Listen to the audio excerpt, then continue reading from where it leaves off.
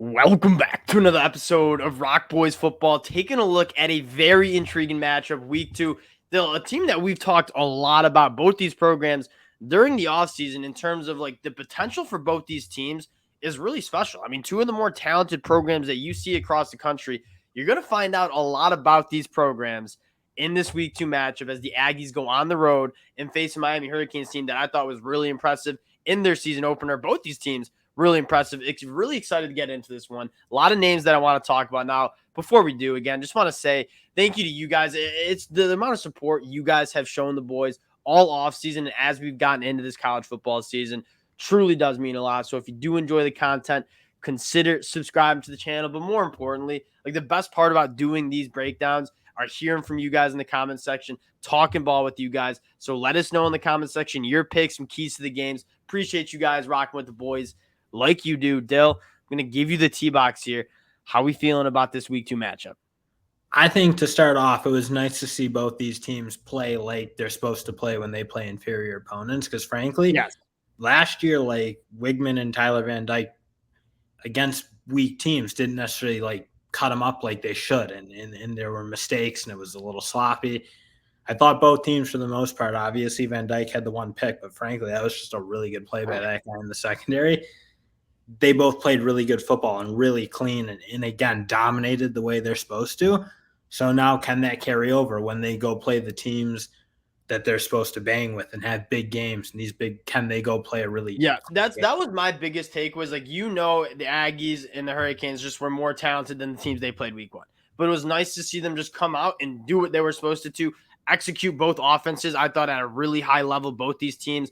It's going to be now you're going to see like, okay, now can they do it against teams that are a lot more talented? That's what I'm most excited for. To get into some key matchups, I want to start with this Hurricanes offense. Shannon Dawson coming in. Like Tyler Van Dyke looked very comfortable. You saw some pass catches, which was our big kind of question mark is who's going to catch footballs for this offense.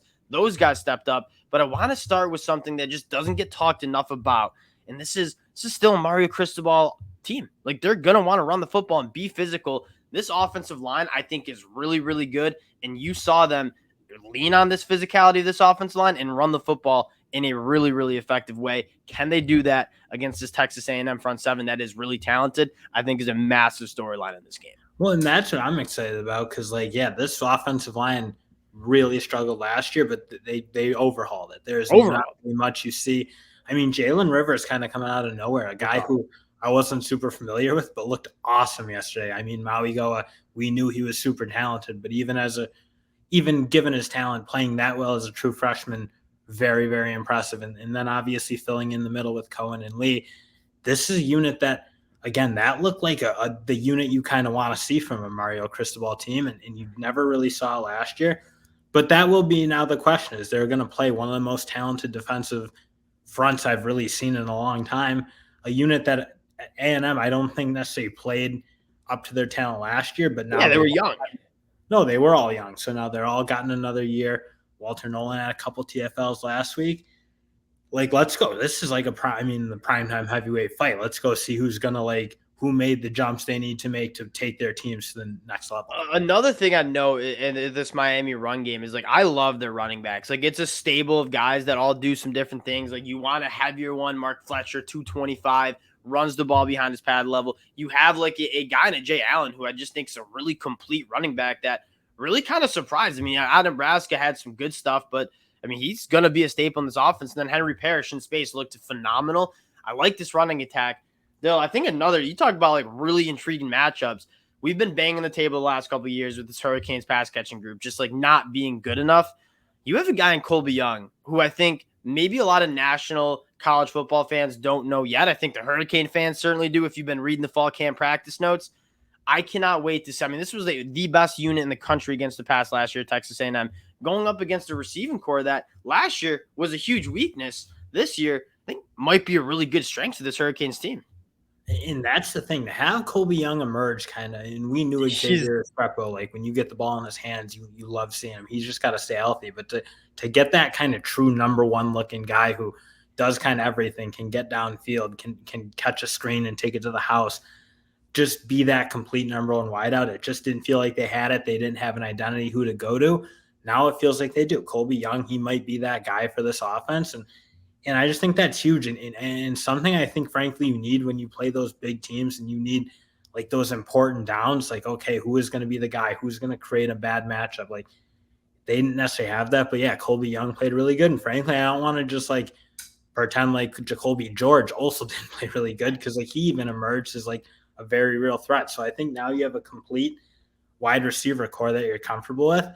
But again, like it's all like they got to show it now against a really good Aggie defense that got a lot of guys in the secondary transferring in, added, it kept obviously the safety Damani Richardson. So this unit is very complete and they're going to test Miami. That's like the best part about this matchup is you're just going to get a really good feel for like, are these guys going to be good in like once it gets to conference? Because they're both freak talent teams. I mean, they've always been really, or at least talented when Cristobal and obviously Jimbo Fisher. Those two guys bring in a lot of talent. You just started to see like the clean, like from all like these units. 100%. All right, I want to get to this Texas A&M offense. You obviously bring in Bobby Petrino. That's as comfortable, and I get it. It was New Mexico, but like that's as comfortable as we've seen that's as comfortable as we've seen a quarterback look for a Texas A&M offense in a very long time. You have a staple of really good receivers.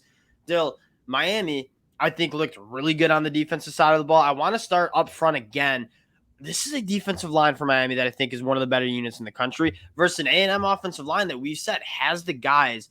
That's going to be a really intriguing matchup up front. Can guys like Leonard Taylor, Akeem Mesidor, Ruben Bain, the true freshman, kind of like maybe put a little heat on the young quarterback Connor Wigman. Yeah, that'll be interesting. Obviously, like that's what I thought looked really good is that pass rush. I mean, that's almost like what you're really comfortable with. I thought they did a good job turning up the heat with blitzes.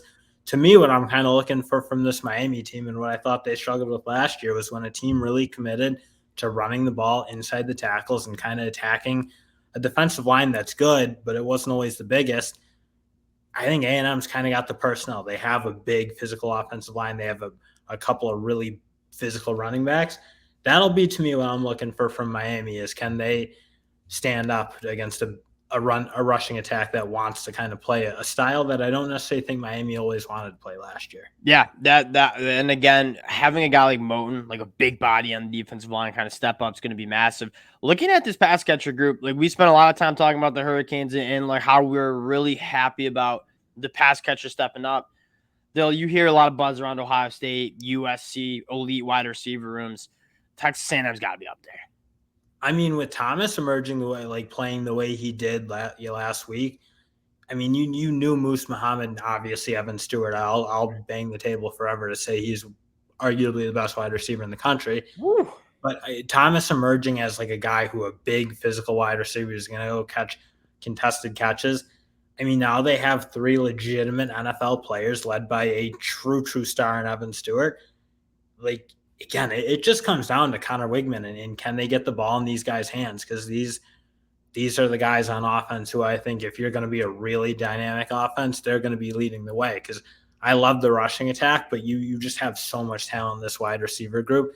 They need to be the focus. I'm so happy that it's like I think like Bobby Petrino just is like coming in and like Jimbo Fisher's a good coach. Like I'm not going to get up here and say he has, and he's one of the more decorated head coaches. Like Bobby Petrino coming in and just kind of like it's a simple game. Like go lean on your guys, and then finally like using Evan Stewart as a guy that we got to get him. We got to force feed a guy like Evan Stewart because he's the most talented football player in the field. I love to see that. Though I want to ask you, I want to get into the game pick here. Texas A&M coming in as 7.5-point favorites against the Hurricanes team that I think's really good at home. Where's your lean here? I think A&M for this year, and frankly, I just look at this a little bit as Miami's a year ahead in terms of what they've done. I mean, obviously, or A&M, I should say, is a year ahead because A&M brought in that 2022 class that was just one of the better ones we've ever seen in history.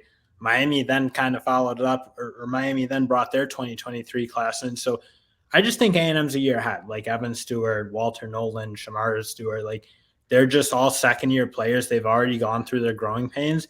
I think this is a big year for A&M to kind of put that talent and now go play like the talent you have because we know they have it. I think Miami, again, I just think they're maybe a year behind what A&M's doing because they really weren't left with much when Cristobal came in. I think that makes a lot of sense. Like, and I love this Hurricanes team. If you guys have heard me all off, like really, really high on this group, but I can see that. You know what I mean? In terms of like you got a lot of these guys, the talent on Texas A&M, like they're kind of just a year ahead of schedule, right? Miami brought in the special class in 2023, A&M brought it in 2022. So the thing is, for me, I'm leaning the Hurricanes with the points here. I want to see Bobby Petrino and this Texas A&M offense like put it together against a defense that I think is really, really good for Miami. I think this is going to be a one-score game.